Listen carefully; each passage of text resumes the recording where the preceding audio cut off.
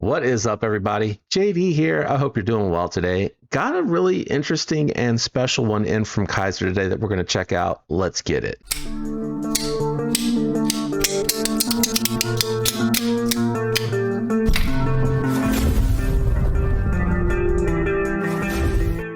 All right, guys, as you can see on the table, we have a Halloween edition knife. No, the knife is not in here, but I did want to kind of show you the package. It's a really cool little wrap that they did for these. You do have your standard Kizer box, the new one in here. And it seems like, from what I'm understanding and seeing, they all come with the little pumpkin lanyard. Now, I'm not normally big on the lanyards, but I may throw a little black lanyard on there with the orange pumpkin, which I think would be easy enough even for me to do. But we are checking out the brand new Original 2. This model is not even out in its regular format yet, so you're getting a early access if you picked one of these up. 14C28N black, they say PVD coated blade. I haven't had a chance to test that. And you're getting PEI for the see-through with a little special treat and their clutch lock mechanism. Love to see that 14C28N, a little break away from their Nitro V-Kick that they've been on here lately. But here is the Original 2. It is a clutch lock mechanism. I don't remember the original that much, but I feel like maybe this is a little bit more longer and more narrow. If I can remember, I'll try to throw the original up on the screen here, but full steel liners, reversible deep carry pocket clip. They have standoffs with one of them having hidden hardware. The PEI, as you can see, allows you to see the spooky house and the graveyard and everything. Is that a scarecrow? I cannot tell, and it's different on this side. You got a spooky tree and looks like some pumpkins and bats. I'm going to guess those are pumpkins. Guys, let me know in the comments if I'm wrong. Witch riding here. Maybe some trick-or-treaters. Yeah, pretty cool. A lot of detail here. You got trick-or-treat written on the blade. And on this side, you can't see it yet, but you have just a picture, no labeling whatsoever on this one. Thumb studs for deployment, and you have a hollow ground drop point. I am absolutely loving that. I think I might need to back this camera up for the next one.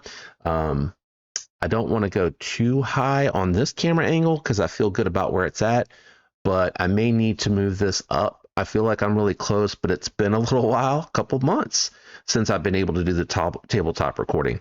One of the things that I do want to point out on this particular model, you do have the clutch lock mechanism. I'll do my best to leave that here for more than a moment so that you can kind of see where it is adjustable and you can see the holes through there. You can also see the clutch mechanism working when you pull back.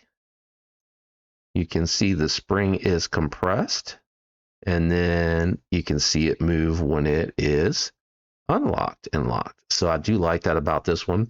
There's a little bit of oil still on that lock bar. I tried to clean it with a cleaning Q-tip, so it feels a little grabby. I wouldn't say necessarily sticky, but I'll have to do the disassembly, which I am curious. Normally they're doing like a captive pivot inside of the steel liners with captive standoffs. I believe that's how the original drop bear and original were. The original. And yeah, wasn't the original a button lock? Maybe the Original 2 is exactly the same. It's just their clutch lock mechanism. I don't mind Kizer doing the clutch lock, especially when they get the detent lash correct on these. There's almost, I mean, it is right almost immediate that it's there. And really, to be fair, on the drop bear and those models, you really couldn't feel any difference. Let's hit the drop. Just hit the dropper post on my seat. It is so going to take me a minute to get used to this setup. I'm at a different desk than I used to be. I had a tall desk, which allowed for my long legs to dangle. Now they're really close to the seat. But you have micro milling or knurling on the scales here. So that allows for grip. I appreciate that. Ergonomically, I do love the thumb studs, great for deployment. The studs for the crossbar lock have good texture to them. I love the purple anodizing on here that allows those to match. It is a 3.5 finger grip for me. And then it has a little forge choil here. Now I can't use the whole thing, so let me explain what I'm saying. I kind of hang half on, hang off, half on, half on, half off. Lord, words are hard today. In order to take advantage of the jimping but not be too close to the edge. So what I do is I kind of trigger pull, and I just use the very front of the finger to grip onto that, and it's comfortable enough. I was more interested in this being a new model and a special edition, which is why I went ahead and got this one versus waiting for it to drop in a week or so. I think it's this week that I'm recording this that this one's going to drop, so I'll probably bump this to the front of the line. But I was more interested in checking this one out. Man, I wish I had something in the room right now where I could show you a little bit of cutting with this. I'm also curious about the PVD coating. I do have two here with PVD coatings that we'll kind of compare to see if it feels like if it's just coating or PVD. You can usually feel a difference. I will say the matte nature of it makes me think it may be a PVD coating on here, which would be cool. Yeah, comfortable left-handed. I just got to remember to choke up. Also got to get, so I got a lot of new going on, guys. I'm not going to get into all that here. You guys are here to check out the knives. Bearings in the pivot. Man, this is really, really good. You know what I did not notice? I feel like Kizer usually includes extra springs just in case. And I don't know that I dug around in the box to actually check for that. Let's see what we got here. They do. They have the extra hardware and extra springs, and it's all black in here. So I am going to put the warranty card information down there. I am going to move up this stuff so I can find it a little bit easier. And maybe if I can remember when I get the lanyard, I got to find my paracord. If I can get that lanyard on here, maybe I'll do the B-roll with that installed. That'd be kind of fun. I don't normally do lanyards, but I think it would be fun for this one. Now, talking about the knife itself, outside of the special edition, nice small EDC, something that you can gent or lady carry, keep in the purse, carry into the office.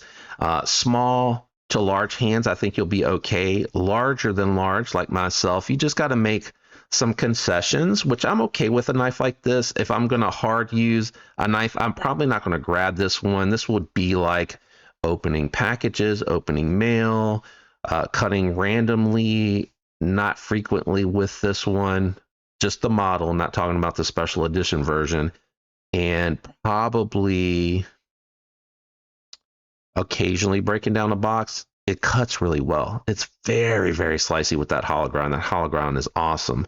What I appreciated, 3.3 versus a 3.17, I think that gives you just a little bit more space. It's a lot of manufacturers have been on this kick on the 299 to 3-inch range, and I'm okay with that when it's done like the Psyop 299 or the Porcupine, where you get a nice big choil on there, but you don't, like, if I try to go all the way up, I'm on the edge here. Even when I try to like pull back, I'm on the edge. Pinch grip is good too here because you're just right behind the edge for me with the middle finger. But I probably would have said just have this be flat. I know it probably doesn't look good, or a little rounded, just a little curved.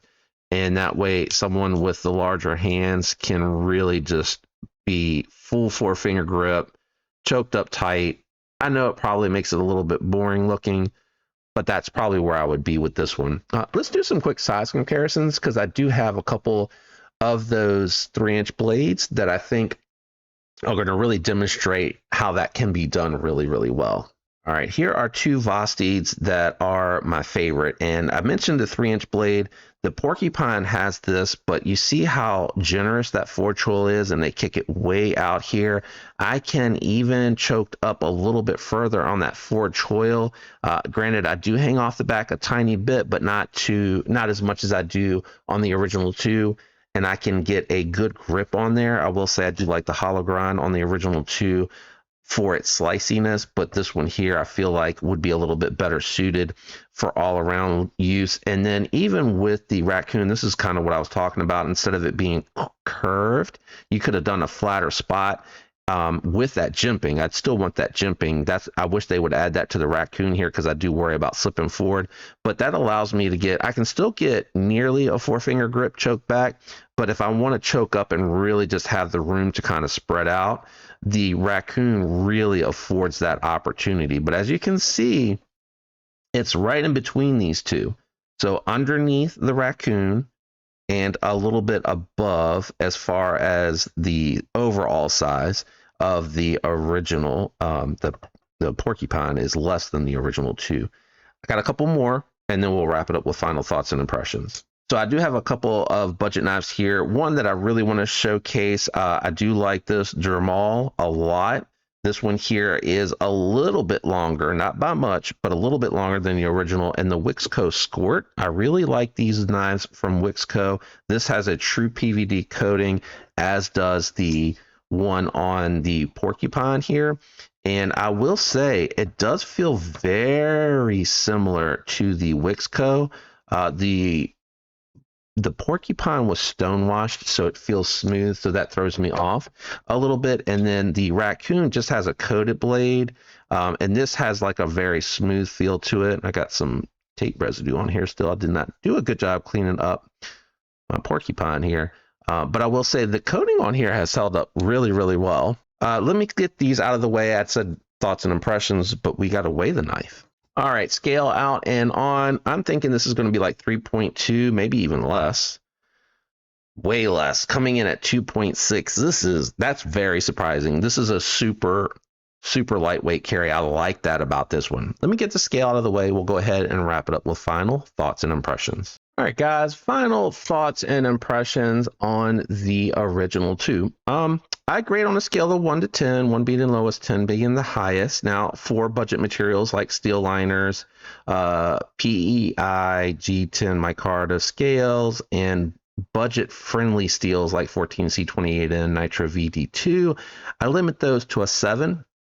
I think that's fair, because anything above a 7 has to have either like a super steel or premium handle materials, at least, to potentially go over that. Doesn't mean it'll necessarily grant it automatically over that, but I take into account the price point, the performance, both cutting and with the action, the ergos, aesthetic, and money for value. Now, the more time I've spent with this, when I first got it, I was a little off put because I wanted to kind of choke up and use the full choil. Once I realized that you kind of choke back and get that trigger pull, Lord, words are hard again today. It is comfortable, right? I don't have any issues. I would say I would like to see this knocked down and rounded a little bit more, because that would allow me to go back even further before it creates a hot spot. If you try to use it without getting into that choil, it does make it a hot spot, but that's not how they designed or intended it to be used. No hot spots with the pocket clip. Very good action. This one is dialed a little better for that detent, and I think that has to do with the fact that they got that shelf a little tighter in to the crossbar lock on their clutch lock mechanism. I love the fact that it is adjustable. It looks like it's on the strongest setting, and that works fine. I have no issues with that. Very smooth. It hasn't broken in a lot. I've been carrying it, but I haven't really flicked and opened and closed it as much as I do for a knife that I usually have had this long. But overall, I really like this. I'm very happy with this one. It is a small knife. It's done okay. So with that in mind, and the fact that even with the 3.5 finger grip, I think with that lanyard on here, it probably would, if done tightly around this last one, I think that one would, I didn't even notice that. Yeah, they gave plenty of space to throw that lanyard on that back post. So just double checking that. I was like, you know, I didn't really even check that because I haven't put it on yet. Comfortable here, okay here. So ergos, I would say good, not great. Excellent geometry, factory edge, clutch lock. They've really dialed it in on this one. Great job on my example here. Thumb studs, good. Reversible, deep carry pocket clip for a knife that is totally ambidextrous with no limitations. Good. Love the theme and the PEI here. I am curious to see what the normal versions will all come with. The Kizer usually does a good job with some sort of assortment there. Maybe we'll see some aluminum scales and not just G10 and micarta. Not that there's anything wrong with that, but some variety. All right, enough dilly-dallying on this one. Where I'm at with this one, I'm going to go 6.2. I think that's a very fair score for what you're getting here, but you guys definitely let me know what you think about this one down in the comments below. I'll have it linked, and when you guys use those links, it helps the channel. If you enjoyed the content, a like would be appreciated. A lot of my viewers are not subscribed. I'd love to earn your subscription. That helps the channel almost as much as the links do.